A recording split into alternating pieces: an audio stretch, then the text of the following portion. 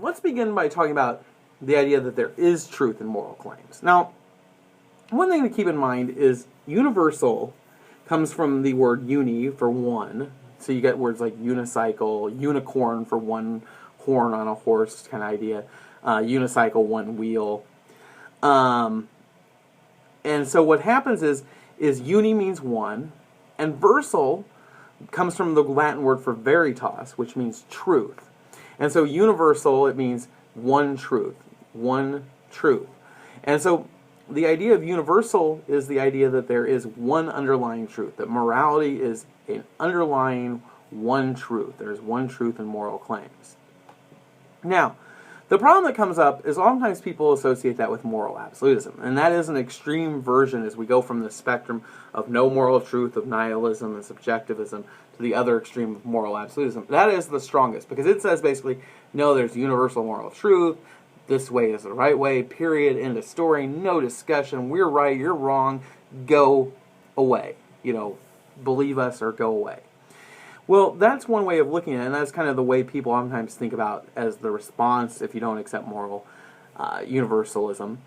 But the other side of the coin is the idea of that there can be universal moral truths, but there can be something called soft universalism. The idea is that there are universal truths, there are things like right and wrong, and things that are good and bad.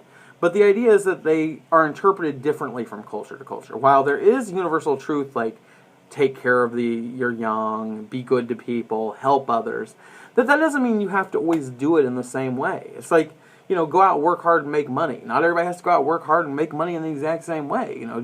Making money is a good thing, or, working hard is a good thing, or doing your best job is a good thing. Doesn't mean everybody has to go into business, right? You can go and become a teacher, a doctor, a lawyer, a nurse. You can become a firefighter, a garbage man, whatever. All those allow you to do it. You don't have to do it in the same way. And so soft universalism essentially says there are universal truths of morality, but they're done in different ways. And that's one reaction to that. I'll talk a little bit more about that later, because I think it's probably kind of gets overlooked with moral absolutism, kind of gets lumped in, and people think that if you have universals that you have to go with moral absolutism, and that's just not the case.